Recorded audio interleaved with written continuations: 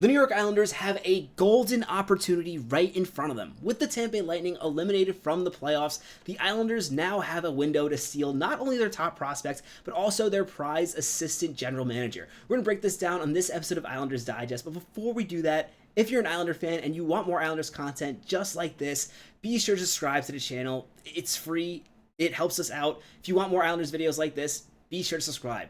Now let's really talk about this situation and why it is such an opportunity for the New York Islanders. GM Julien Brisebois of the Tampa Bay Lightning said it is unlikely that Isaac Howard signs with the Bolts. Now, if you don't know who Isaac Howard is, we're going to talk about it in just a little bit and why he'd be so important for the New York Islanders moving forward, but he is their top prospect, and he is considered to be one of the top prospects in the NHL. I know the Lightning have been a competitive team for a long time, but he is a very skilled prospect. This is not like one of those situations where he's the best prospect that they have, but since they've been competitive for so long, they really don't have anything to show for it. Isaac Howard is the real deal when it comes to prospects. In rankings, he's often put in similar positions to prospects like Callum Ritchie and Cole Eiserman. That shows what type of prospect Isaac Howard is. And in this press conference, it was really interesting. He really emphasized, he really emphasized that this is a situation where they're either going to trade him or they're going to get a draft pick at a compensation for another team signing him when he becomes a free agent. Because college players, once they finish in college, they have a route to become free agents. And this seems like a situation where Isaac Howard wants to pick his next team. And frankly, it makes sense for a player like Isaac Howard to want to pick his team. He is a left wing, a position that the Lightning are frankly stacked in. It's going to be really hard for him to crack a meaningful role in the Tampa Bay Lightning roster. And that was just simply the big issue it seems to be with the Tampa Bay Lightning. There were some speculations at first that this was an issue with contract, but no, it seems to be that he does not think he can get a significant role, at least early on with the Lightning, where he can really develop. Obviously, he's not going to be their focus, and that's an issue. But if you look at these stats, he would definitely be the focus for the New York Islanders, a team that is desperate to get younger, and as we're going to talk about, has absolutely no talent on the left wing. You do have Cole Eiserman, but other than that, and Eiserman is not ready for the NHL yet, other than that, it is looking pretty rough. The Islanders need both a first-line left winger and a second-line left winger, so it is a good situation and one that you can definitely see Howard being interested in joining the Islanders for, especially if his assistant GM with the Lightning also comes to the Islanders. Looking at his stats, Isaac Howard had 52 points in the Big Ten playing NCAA hockey. Absolutely incredible numbers for Michigan State University. The year before, he had 36 points, and this is expected. This is a 31st overall pick. Frankly, if you had a redraft, he would be picked a lot lower. This is a really talented player, one of the top prospects in the NHL right now. And being that he's putting up 52 points in the Big Ten, he's almost, if not already, NHL ready. This is a player who just won the Hobey Baker Award.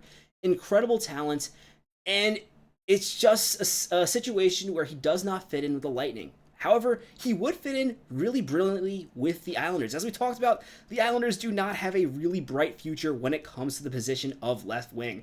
Currently, the best left wing on the New York Islanders is Anders Lee. He is 34 years old and does not have a contract beyond next season.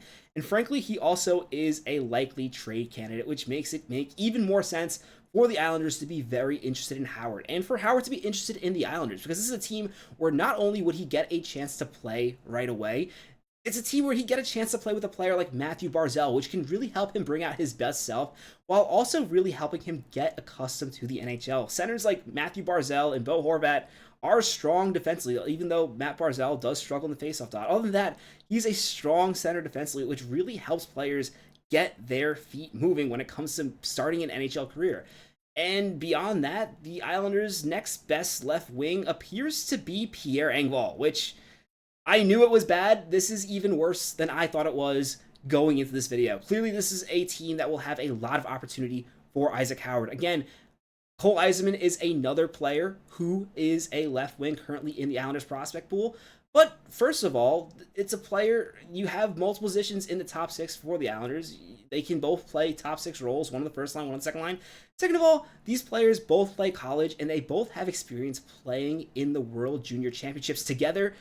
These players are friends, and that is another advantage the Islanders have when it comes to being an attractive place for Isaac Howard to play. These are players who Cole Eiserman and Danny Nelson have both played with him in the junior under-20 championships. So these are players who are familiar with each other, and it does make the Islanders a more attractive option that they have several college players who are already in this process system. It just makes it easier for the adjustments to be made, and there's more familiarity with the Islanders. Sure, there are other teams who are going to be very interested in Isaac Howard.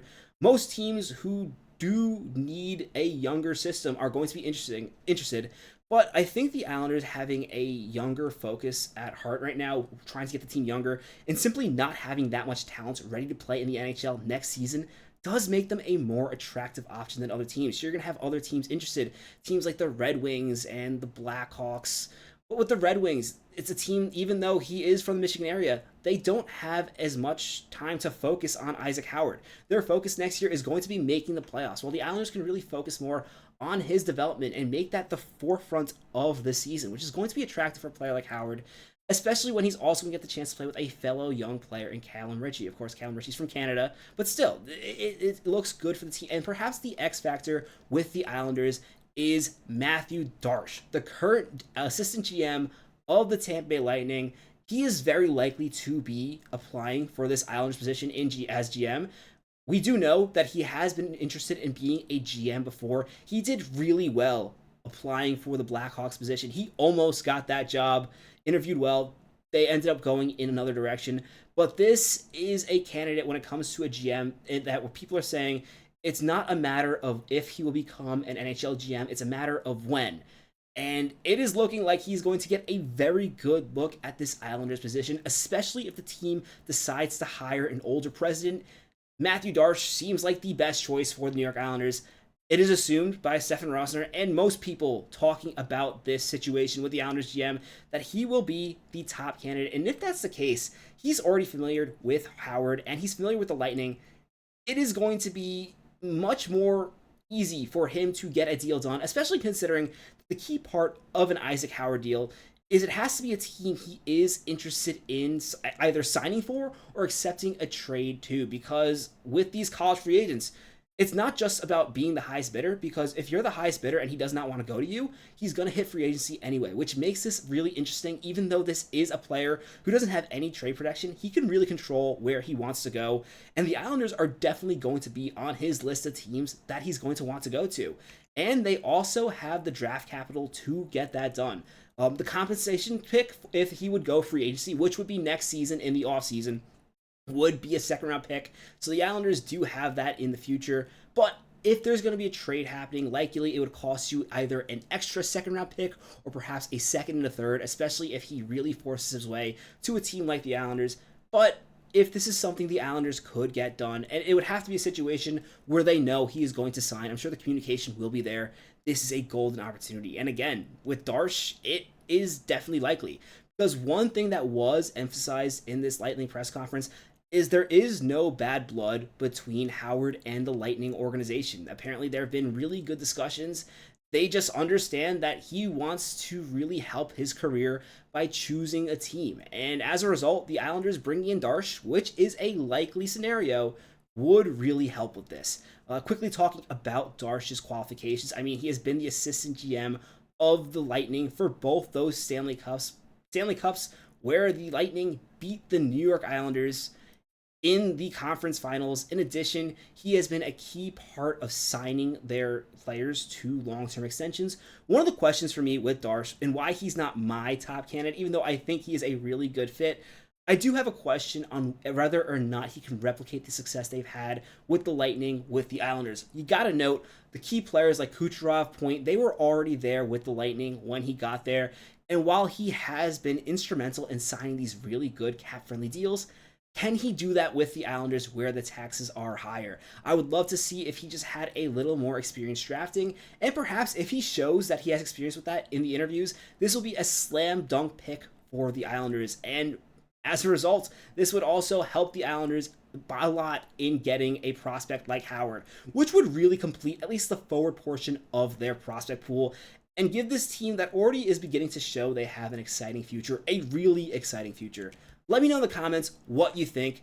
Do you want to see the Islanders trade for Isaac Howard? If so, what would you be comfortable giving up? I don't think you should give up too much, especially considering if the Lightning don't trade him, he can choose to come to the Islanders as a free agent. And we've seen a couple times college players are interested in signing with the Islanders. And in addition, let me know what you think about Mathew Darche potentially being the next GM of the New York Islanders. I'd love to know your thoughts in the comments below. As you know, I'm always there having hockey conversations with you guys. My name is Patrick Nilan. This is Islanders Digest. Let's go Islanders.